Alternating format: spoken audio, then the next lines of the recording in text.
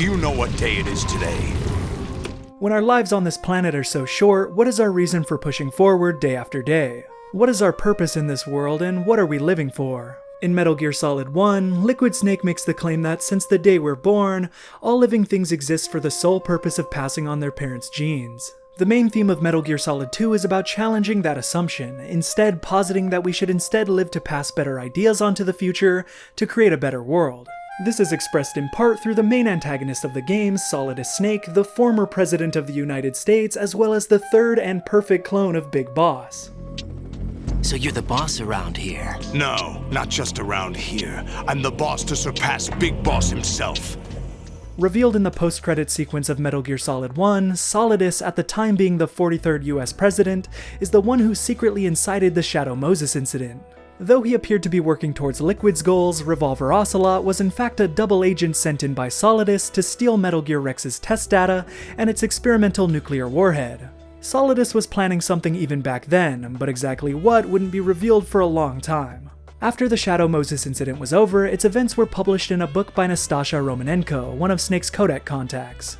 Because of this, Solidus, known to the general public as his real name George Sears, was forced to resign, and out of fear of assassination, he went into hiding for several years. He didn't crop up again until Metal Gear Solid 2, 4 years after the first game, when he launches an assault against the Big Shell. This is an offshore cleanup facility built after a tanker was split in two by Ocelot 2 years prior in the prologue chapter.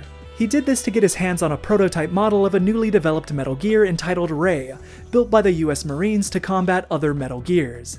That incident resulted in an oil spill that needed to be contained, and thus the Big Shell was created. This of all places is where Solidus decides to begin his uprising. On this day, the current president and many of his staff were visiting the facility for an inspection. With the help of Dead Cell, a highly skilled unit of anti-terrorist operatives that he established while in office, as well as the Russian Gurlukovich mercenaries he's allied himself with, Solidus takes control of the facility and kidnaps the president and his associates. The name he chooses for his group is the Sons of Liberty, and he's using the codename Solid Snake instead of his own to cause confusion while hiding behind a long black cloak. You play as Raiden, a new member of Foxhound who's sent into the Big Shell to deal with the situation covertly. You're instructed that Solidus and his men plan on blowing the Big Shell sky high, polluting the coastline for generations unless they're given $30 billion. You sneak around the plant, disarm bombs, and do battle with the members of Dead Cell as you try to save the president. Things start to escalate when you receive information that Solidus doesn't actually want to blow up the Big Shell, but instead has a nuke on his side and the necessary codes to launch it. But where is he launching it from? Well, it's revealed that the Big Shell is actually a cover-up for a new Metal Gear, and those codes go to that machine's launcher. If the government doesn't comply with their demands, they'll launch that nuke into New York City. Or will they do it anyway? Now you're being told that launching a nuke was their objective all along, and they never wanted any money to begin with. They plan on detonating a hydrogen bomb over Manhattan to cause an EMP that would fry every electronic device in the city. Solidus' goal is to liberate the city, pulling it offline and establishing outer heaven in the wake of the disaster. And the current president is actually on their side? What's really going on here, and more importantly, why? In the midst of this confusion, you just walk into Solidus, the man with all the answers to your questions, casually blocking your path.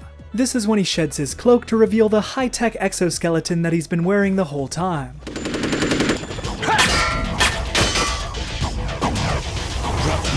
I'm a whole different game from Liquid. Developed for the US Army by DARPA, Solidus had somehow managed to get his hands on this incredibly powerful suit. The suit utilizes artificial muscle technology that can bend and flex to enhance the user's physical capabilities and protect them even from explosives. Though this supersuit only enhances the inherent skills and abilities that Solidus already has, since he too was made from Big Boss's perfect soldier genes. Being the third clone, Solidus was created as an exact replica of his supposed greatness. While Liquid and Solid Snake were created from dominant and recessive genes respectively, Solidus was a mixture of both, resulting in a perfect clone of Big Boss, a fact that he took a lot of pride in. Just like the other Snakes, he was a skilled soldier who spent many years surrounded by conflict. He isn't just an old man in a powerful suit, he's a powerful man with a suit to ensure he gets what he wants. Similar to your first fight against Liquid in Metal Gear Solid 1, you take on Solidus in a Harrier, where he says one of my favorite lines in the game. I'll let you go out in style! As a result of the fight, Solidus ends up losing an eye, but thankfully this just gives him a reason to adopt an eye patch so he can look even more like his father. He's saved by Metal Gear Ray, but is this the Metal Gear you were warned about? Of course not. This is the same Ray Ocelot took 2 years prior, and besides, Ray doesn't have any nuclear launch capabilities. Sure, Ray is another great asset in Solidus's favor, but where's this nuke coming from? This is where some of the truth finally starts coming out, since until now, almost everything you've been fed has been a lie. In reality, this is a war between Solidus's Sons of Liberty and the Patriots, a shadow government that has been controlling the United States from behind the scenes for years. Every decision in the country is made by them and shaped by their vision. Through nanomachine control, they can even censor people's ability to speak certain words, like the name of the organization itself. Solidus is all too familiar with them, seeing as they chose him to be the president, then tried to have him executed when he refused to be their puppet. This entire assault on the Big Shell is the beginning of Solidus's war with the Patriots, an organization that he genuinely despises. The Big Shell isn't storing just any old Metal Gear, it's the home of the Patriots' greatest project, Arsenal Gear, a weapon that will shape the world in the 21st century. There never was a threat of pollution caused by the destruction of the Big Shell because there never was any pollution to begin with. The entire tanker incident at the start was orchestrated by the Patriots just so they could build this facility to hide Arsenal Gear's development.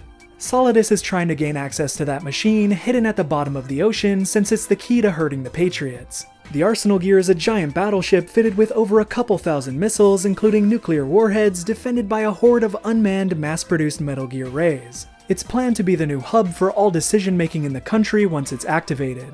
Not only will it have absolute control of the country's armed forces and nuclear stockpile, but its main role is to regulate and control digital information. The Patriots plan on filtering and censoring the flow of information in the digital age, which is already growing out of control with its triviality and inconvenience. Information is being passed too easily, and it's threatening their rule over the country.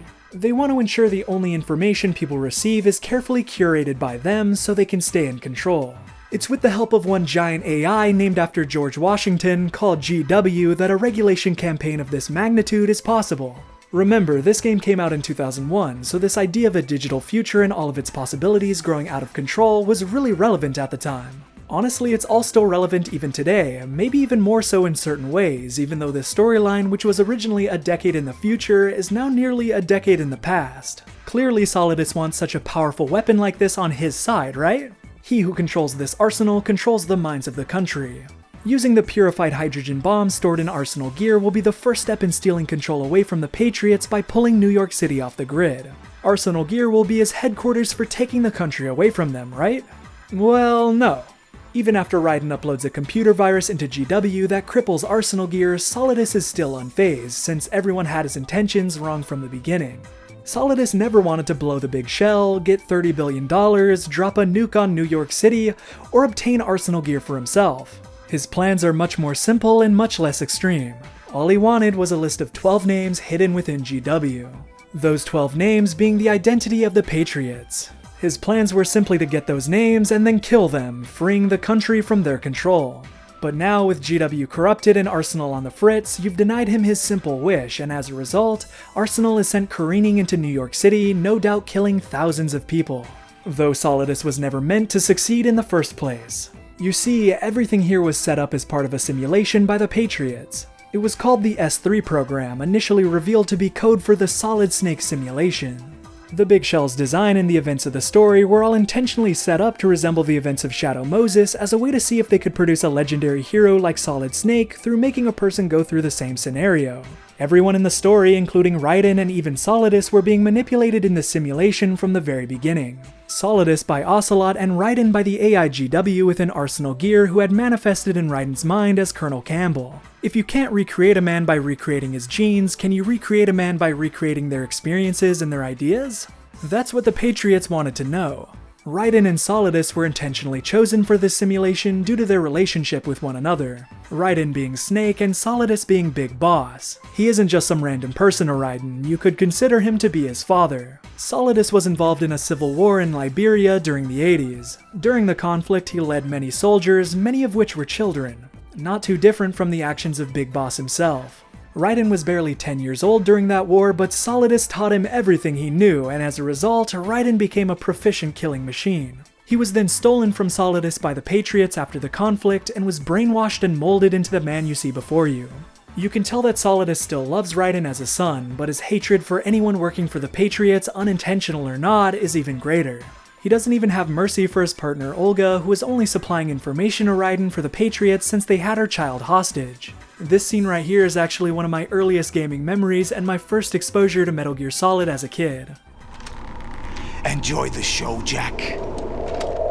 Let's pick up where we left off. Everything happening here was carefully crafted by the Patriots to ensure that Solidus' plans were foiled, but still played out in a way that let them test out their simulation. And it seemed to be a success. But their goal wasn't really just to create a soldier like Solid Snake. The real intention of the S3 program was to apply that same principle and methodology to the entire world. Raiden had a backstory and world crafted for him to protect him from the reality of his life.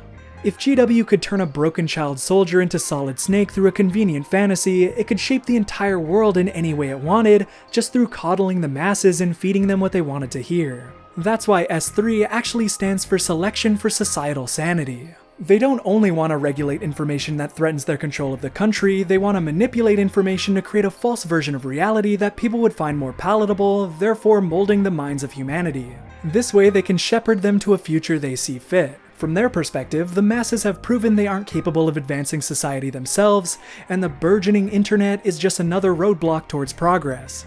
Now can you see why Solidus hates them? He wants to stop the Patriots from doing to the whole world what they just did to you. Erasing not only freedom under the law, but free will itself. Jack, it's not power I want.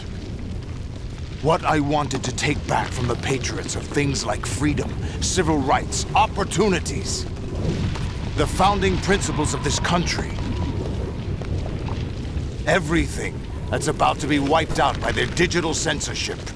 How ironic this would all take place on April 30th, the day George Washington was inaugurated. And how ironic too that the force of censorship aiming to erase the principles the country was founded on would be called GW as well. This battle is the crossroad that determines the future of the country and the world. Does Solidus succeed in rebelling against the Patriots, freeing his fellow man, or will a new precedent of even greater control be established by them? This whole game you were led to believe Solidus had nefarious goals, but in reality it was a love for his country and what it stood for that influenced his decision to take action against the injustice he saw firsthand as the president. Though Solidus appears the oldest of the three clones, he's actually the youngest, but suffers from an even greater case of accelerated aging than his brothers. He doesn't have much longer in this world, but at the very least he wants to leave behind a legacy. Unable to produce a child due to being a clone, he instead wants to be remembered for his actions. He wants to do something good so that he can leave his mark on history, proof that he existed and proof of what he believed in. Though he served as the president, he was nothing more than a tool for the Patriots, and they've gone to great lengths to sweep his existence under the rug. He won't allow them to do that to him or anyone else. Solidus will free his fellow Americans and show them the reality that the Patriots have denied them. Then he'll allow them to choose the future and their destinies themselves. All I want is to be remembered by other people, by history. The Patriots are trying to protect their power, their own interests, by controlling the digital flow of information. I want my memory, my existence to remain. Unlike an intron of history, I will be remembered as an exon.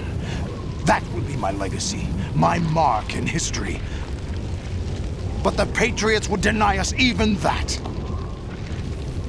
I will triumph over the Patriots and liberate us all, and we will become the Sons of Liberty! Now his only choice is to kill Raiden, since his only lead on the Patriots is contained in the nanomachine circulating within his body.